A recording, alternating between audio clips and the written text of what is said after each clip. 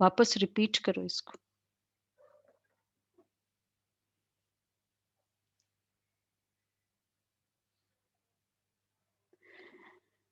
Okay, 17th day है आत्माभिमानी मास का। अब फरवरी मास, आत्मा अभिमानी मास, 17th डे। सबसे पहले योग की स्टेज है, स्वयं को बाप दादा के सामने इमर्ज करे। बाबा मेरे सामने है और मैं आत्मा सत्य स्वरूप हूँ। मैं आत्मा कंप्लीट ऑनेस्ट पवित्र हूँ। मैं मास्टर सत्यता की सागर हूँ। मैं जिम्मेवार आत्मा हूँ। मैं उदाहरण मूर्त एग्जाम्पलरी सेंसिबल आत्मा हूँ। अपने आप को ये पूरा रियलिटी हमारी जो है उसमें इमर्ज करे। और दूसरा है, स्वयं को फील किया, सिर्फ पढ़ने में बिजी नहीं हो जाए। मैं बोलती जाती हूँ, आप बेशक आंखें बंद करके फील करें ये 5 बातें। और अब बाबा को सामने रखो कि मैं किसके सामने हूँ। जो बाबा ने मुरली में बताया, दिलाराम जिसके दिल पर यथाशक्ति सब रिजल्ट नोट है। वह बाप जिसको पता हर पत्ते का है, हर सोल के बारे में पता है, उसके सामने मैं बैठी हूँ। वह बाप जिसको मेरा हर कर्म, मन के संकल्पों का खाता हर समय स्पष्ट रहता है। वह बाप जो हर एक की दिल की हर धड़कन का चित्र जिसको स्पष्ट है। वह बाप जिसको हर मन के संकल्पों का चार्ट है। और वह बाप जिसको तिथि तारीख समय सब कुछ पता है। देखो अपने आप को, मैं कौन और किसके सामने हूँ। अब हम देखते हैं क्या मुझे करना है। सच्चे दिल की महसूसता करनी है अपनी, क्योंकि जो मैं हूँ वो भी सत्य है और जो सामने है वो भी सत्य है। तो अब दिल की महसूसता करें, अपनी कमजोरी की महसूसता। तो जो भी ब्राह्मण जीवन की डिसिप्लिन मुझे एक्यूरेटली फॉलो करना है, तो उसमें हमें और श्रीमत अनुसार पुरुषार्थ करना, दो ये बातों को देखना है अपनी कमजोरी में। ये दो कमजोरी है, मतलब डिसिप्लिन ब्राह्मण जीवन की और श्रीमत के अकॉर्डिंग जो भी कर्म करना है। अब उसमें 3 तरह की बाबा ने महसूसता बताई। एक है सच्चे दिल की महसूसता, और एक है चतुराई की महसूसता, और तीसरा तो पता ही है। अब हम उस डिसिप्लिन को जो मैं फॉलो नहीं कर पा रही हूँ, या जो श्रीमत को हम फॉलो नहीं कर पा रहे हैं, क्या मैं उसको महसूस करती हूँ कि मन में लगन या दृढ़ता की कमी है, इसलिए वो नहीं फॉलो कर रही हूँ। पता है हमें कि करना चाहिए, फिर हम, लेकिन हमें ये लोकेट करना है रीजन क्या है। स्वयं की दृढ़ता की कमी है, स्वयं की लगन की कमी है, और दूसरा बहानेबाजी का संस्कार है, इसलिए नहीं कर रही हूँ। जैसे होता है ना, भाई कन्वीनियंट है, अलवेलापन है, ये चीज ज्यादा कन्वीनियंट है।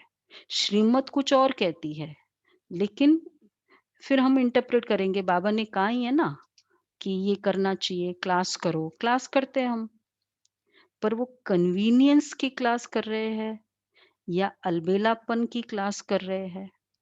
और दूसरा एक है ब्लेमिंग अदर्स, भाई ऐसा ऐसा है ना, इसलिए मैं ऐसा नहीं कर पा रही हूँ। कोई नियम है, कोई डिसिप्लिन है, पर सूक्ष्म में खुद की दृढ़ता की कमी होती है, और फिर हम ब्लेम करेंगे उसको, ये भी विक्रम कर रहे, पहले कर, मतलब गलती मैंने की, और फिर हम ब्लेम कर रहे हैं कि इन लोगों के कारण है ना मैं नहीं कर पा रही। तो ये हमें चेक करना है। सामने बाबा है जिसको सब पता है, मैं सत्यता का स्वरूप हूँ।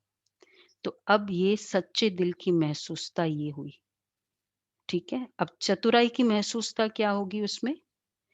हाँ, कहेंगे यस, करना तो चाहिए, हुँ, बोलना तो चाहिए, ऐसा करना तो चाहिए, कहेंगे। लेकिन इसलिए कि ब्राह्मण हैं, पुराने हैं, अच्छा नहीं लगता है। बट वो येस भी टाइम बीइंग का येस है, एक्चुअल येस नहीं है।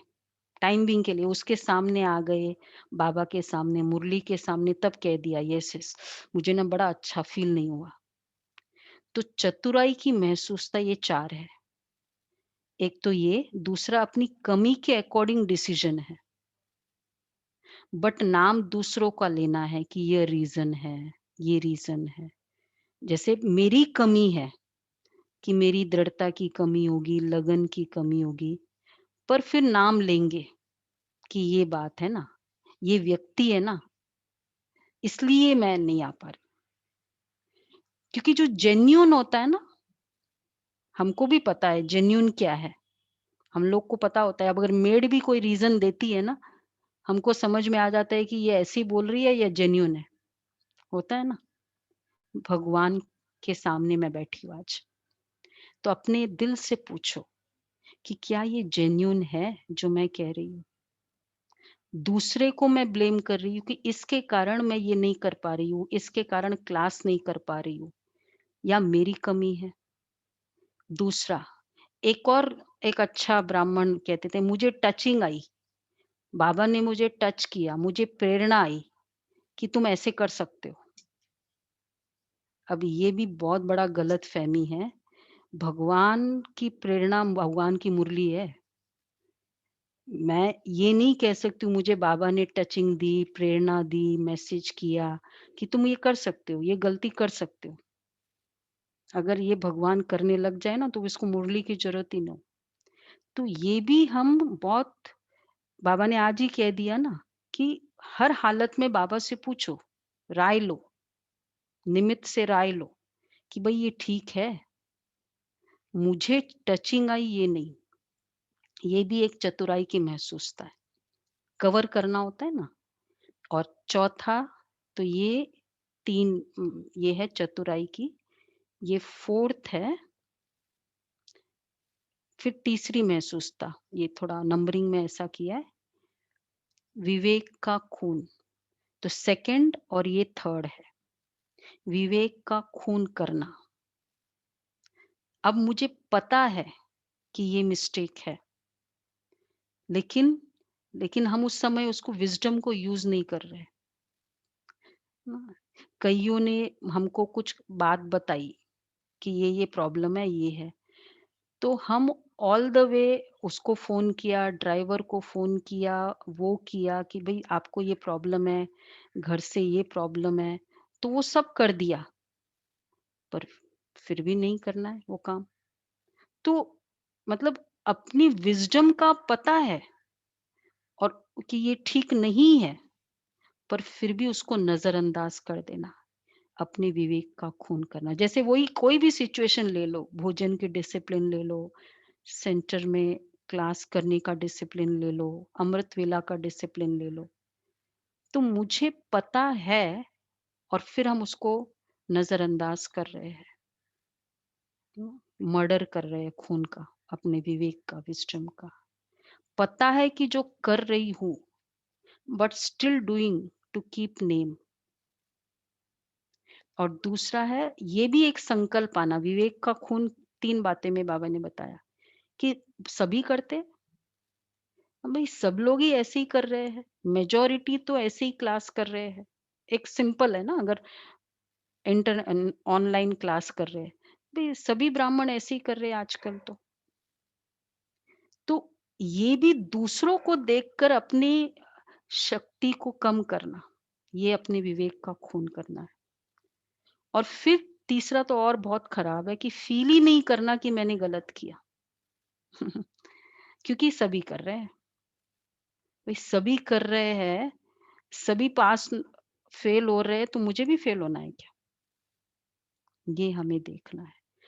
तो एक ही वो लेंगे, जो भी श्रीमत अनुसार कर्म करना, या डिसिप्लिन। अब इसमें मेरा हमको देखना है सच्चे दिल की महसूसता है, चतुराई की महसूसता है या विवेक का खून किया है हमने।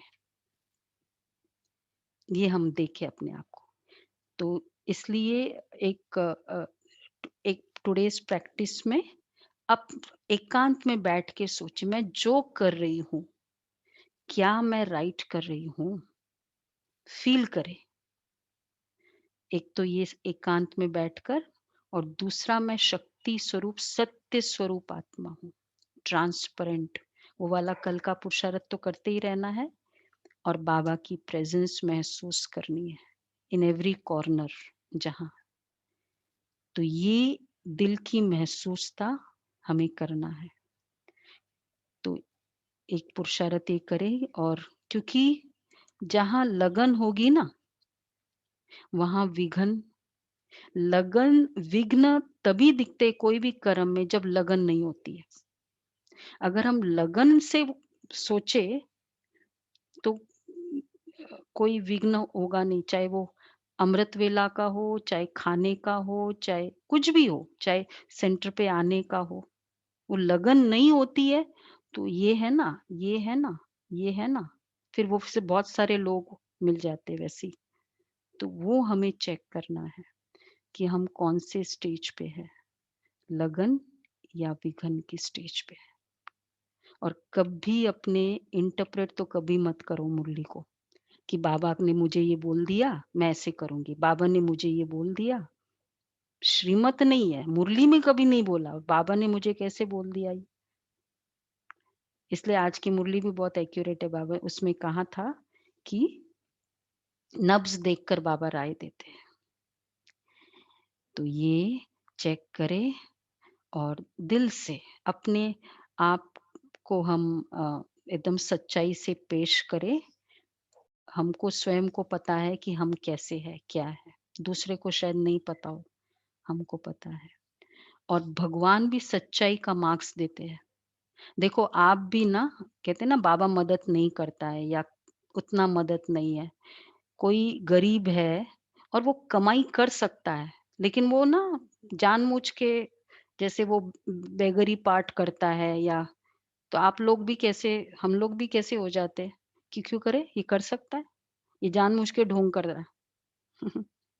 तो बाबा भी मदद उनको करेगा जो सच्चाई से पूरी अपनी कोशिश करेगा।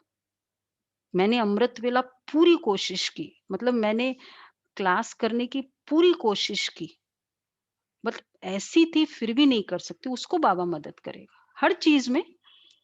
ये मैंने बहुत देखा। तो जब हम सच्चाई से करते बाबा की मदद मिलती है। ठीक है।